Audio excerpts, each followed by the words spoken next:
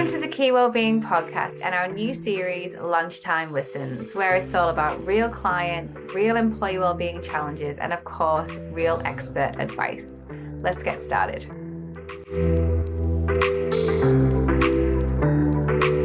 So work-life balance, a phrase that we've heard so much of since the start of the pandemic and something that has become a deal breaker for job hunters, with research revealing that 2/3 of employees think that work-life balance is much more valuable than pay.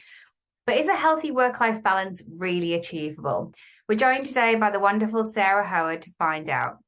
Sarah is a super passionate project lead for Teesside's digital equality charity Tech Equal, former director and business owner of childcare business Nannies, and most importantly, a mum to her 1-year-old daughter, Alpha. Since returning to full-time work as a new mum, Sarah has been totally transparent about her rollercoaster journey and the challenging transition period of nanny to business owner to mummy and business leader.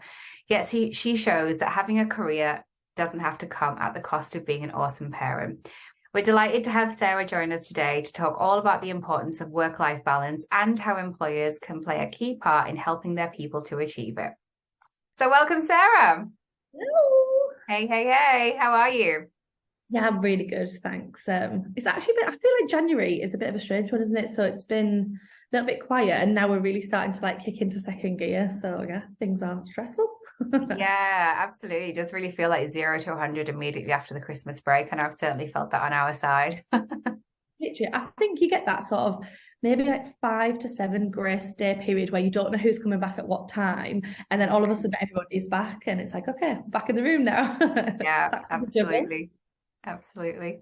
Well, thanks so much for taking the time to chat with us today. And especially at this time of year when obviously things are ramping up and things are full pelt.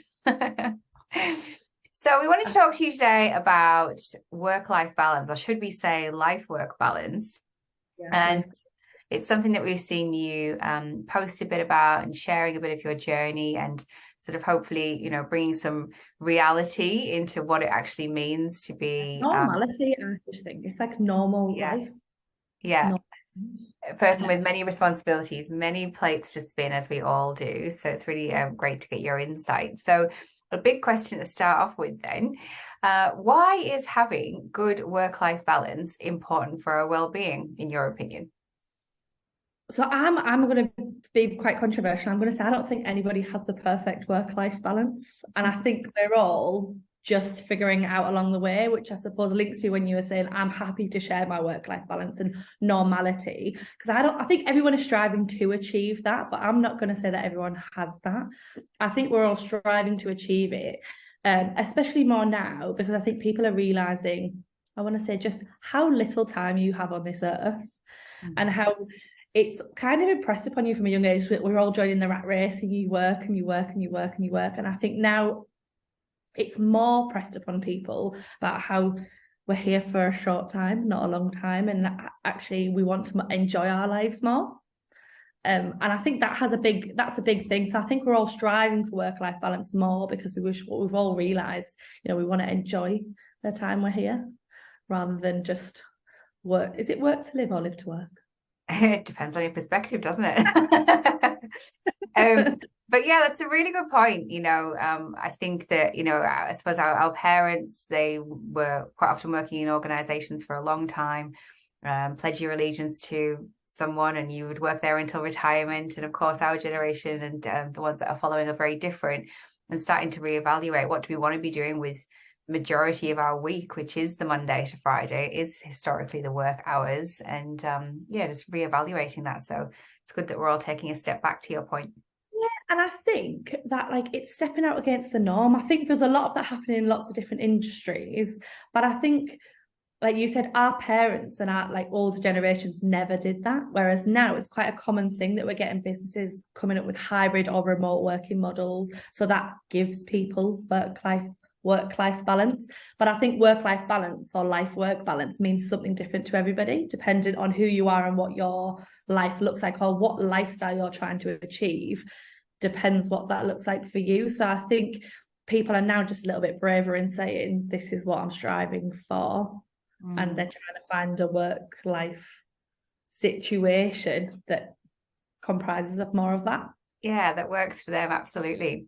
Well, the next thing I wanted to ask you sort of follows on quite nicely from that then. So I think that most people would agree that it seems like employers quite often put it all on working mothers to sort of manage returning to work after maternity leave, and you've got lots of responsibilities with, you know, a new child or potentially some existing children that you have, and you know, we've got to manage that balancing act as women that choose to have children and work. So what are your thoughts around that? So I have had a negative and positive experience of that whole situation. I was in a situation after having my daughter where I was working with and alongside of a team of people who didn't value my health and my work life and home balance as a new mother. And subsequently, under the pressure of wanting to perform, I let my health fall to the wayside, and I suffered really quite badly with postnatal depression. Thankfully, having had experience with my own mental health before, I was able to pick up on that quite early and react, and actually then sort of take a step back. So I like the phrase "put yourself in check." I like put myself in check. I was like, okay, what's going on here? Why am I not feeling? You know, I have a newborn daughter. Why am I not feeling this like joyful, like all these emotions? And I suppose what I used to describe it as was I never felt in the room. I felt like I was someone on the outside of the room looking in, and I was never able to get the enjoyment. And I was like, there's something in the way, there's something a block. And ultimately that was being in a situation whereby my well-being when it came to work was just cast aside because of what mattered in work was what their focus was. On the flip side, having taken a step back from that situation, I'm now in a situation where the only thing I realised that I wanted was flexibility to have a work-life balance and find a role. I was lucky enough to find a role where that's something that the person who I'm working with now also valued. So I think it's really difficult because there's a lot of change happening. There's a big shift for working mothers whereby women are able to do both. You are able to have a career and a family, and the answer to that is flexibility. But it's not unmeasured flexibility is probably what I would say. And what I mean by that is, you know, if I can, for example, spend 3 afternoons a week with my daughter, but hit every target I'm set at work, what is the issue there? If I am not hitting my targets at work and I'm spending 3 afternoons with my daughter, then there's a conversation to be had whether this is working. But I think more of those conversations are happening now, and more employers are having more conversations with their team around what do their team need to be able to work well and successfully, rather than the employers dictating the terms of work.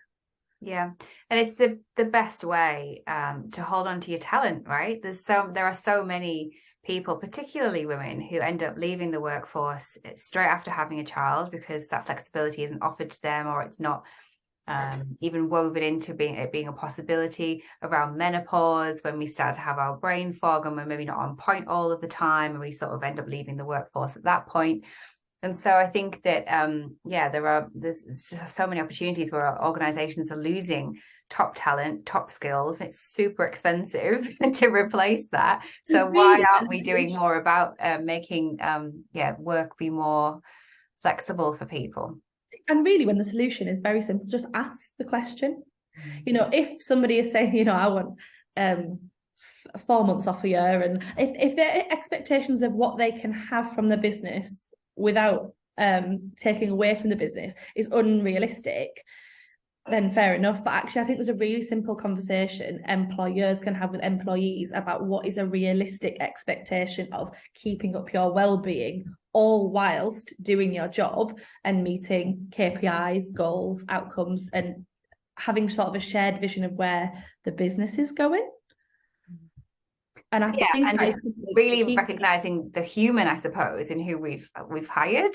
They come with a life, you know, and let's sort of see how we can make this be symbiotic. And I think that's the thing. I think it's opening those conversations and actually not being like frightened to have those conversations with your team because they're going to come back and say, you know, we want a 4-day work week, or we don't want to work afternoons, or we want to start at 10.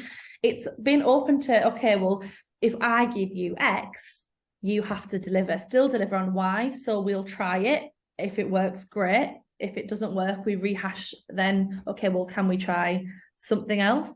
And I think it is about employers being more open to a new way of working that supports well-being and the health and well-being of their team to, like you said, retain high-performing members of staff. Yep, 100%. One of the things that we really admire about you is just your transparency and honesty about all of this stuff, about the challenges and juggling work and parent life. How important do you think it is to you to lead by example? Very. I think there are not enough. We live in a world where we are influenced by stick-thin people who have no stresses and live in hotels, drinking cocktails by the pool and work remotely. And that is the lifestyle that everybody is craving, but that is not reality.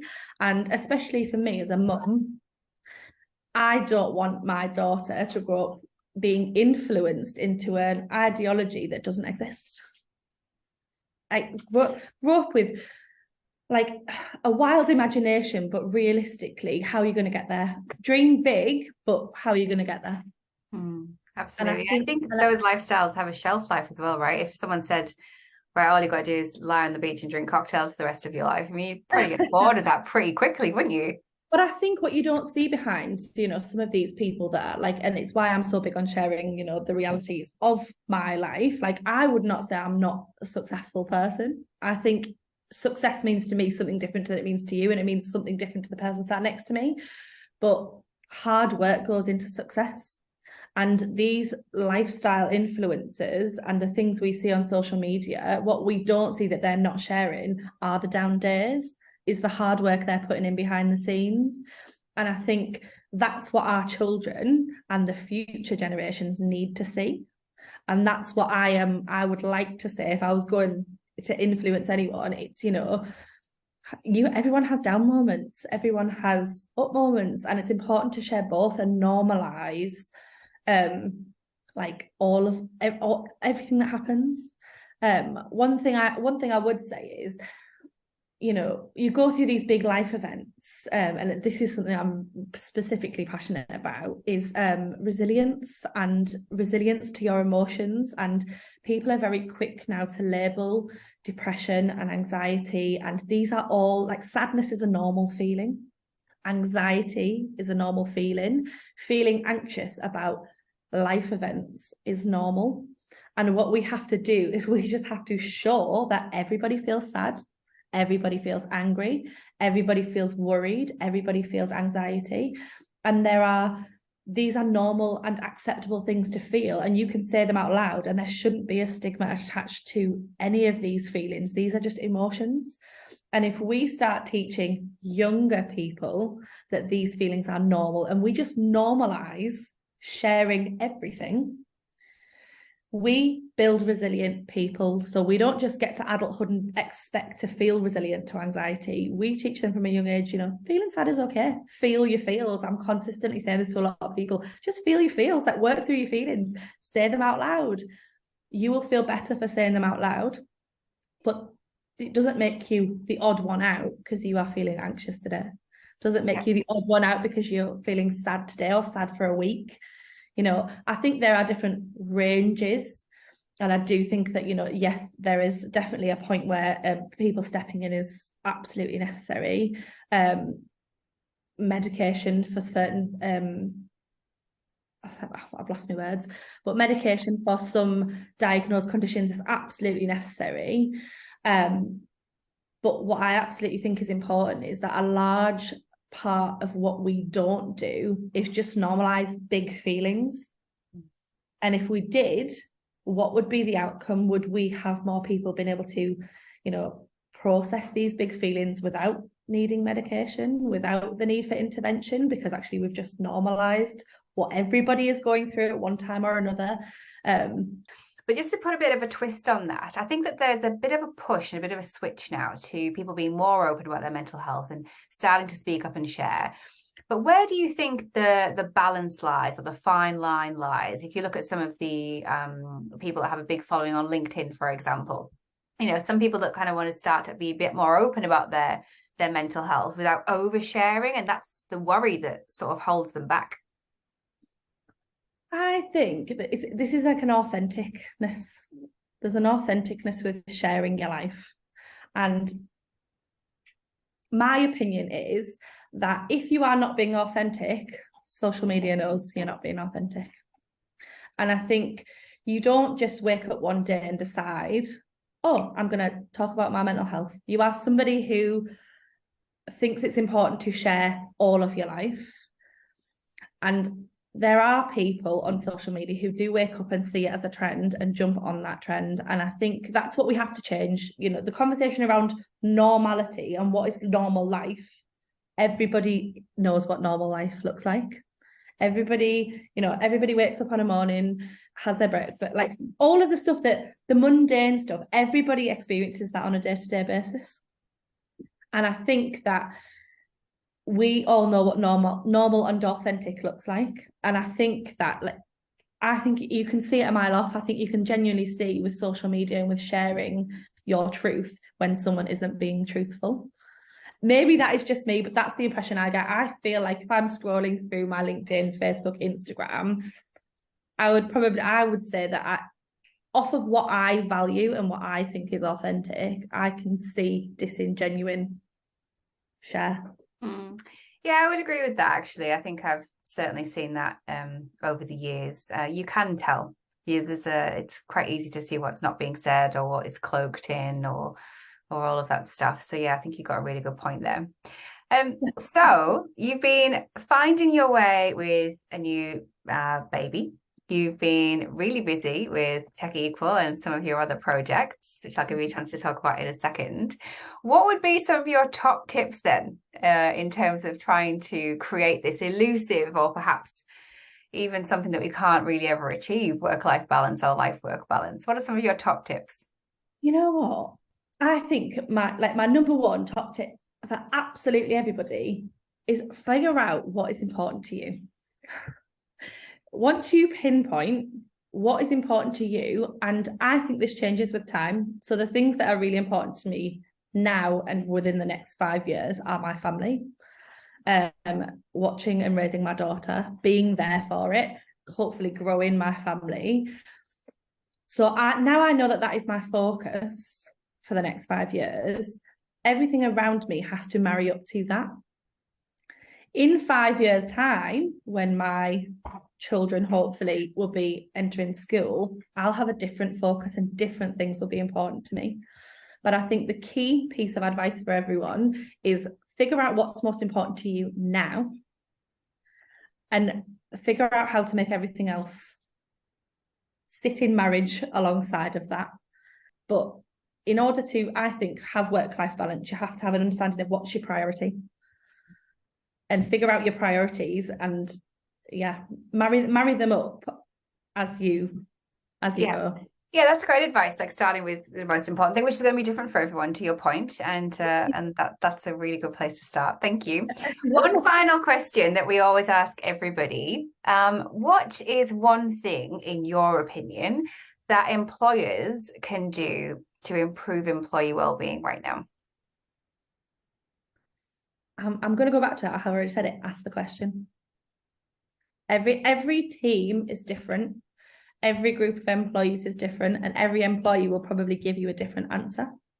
But ask the question, and don't be afraid to ask the question, because I think, you don't necessarily have to meet anybody's demands as an employee or as an employer.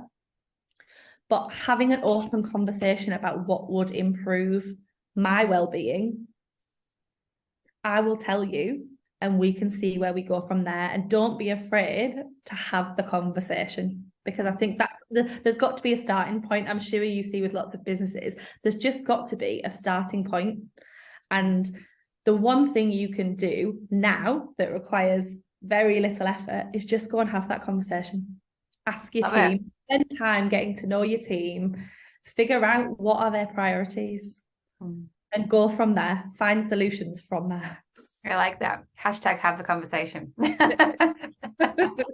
Did we just start a movement? Maybe we did.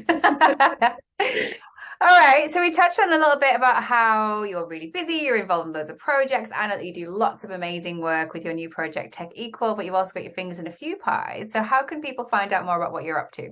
So actually Tech Equal is probably the biggest thing that I'm up to at the minute. And it's all about really creating tech equity within Teesside and really pushing opportunity for kids in Teesside to have tech jobs and creating tech jobs for the kids of Teesside. And so everything we're doing, we're kind of working really hard behind the scenes at the moment, getting the backbones in place to really make some powerful impact within primary, within school, sort of finding a loop thread through education so we can make sure that people don't fall through the cracks.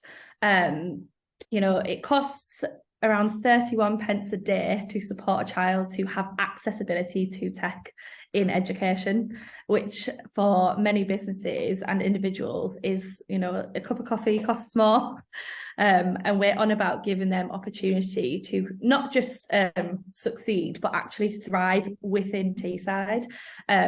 So yeah, we have the website, it's www.techequal.co.uk, but people can also find me on LinkedIn if they want to have a conversation about how they can get involved or how they can help.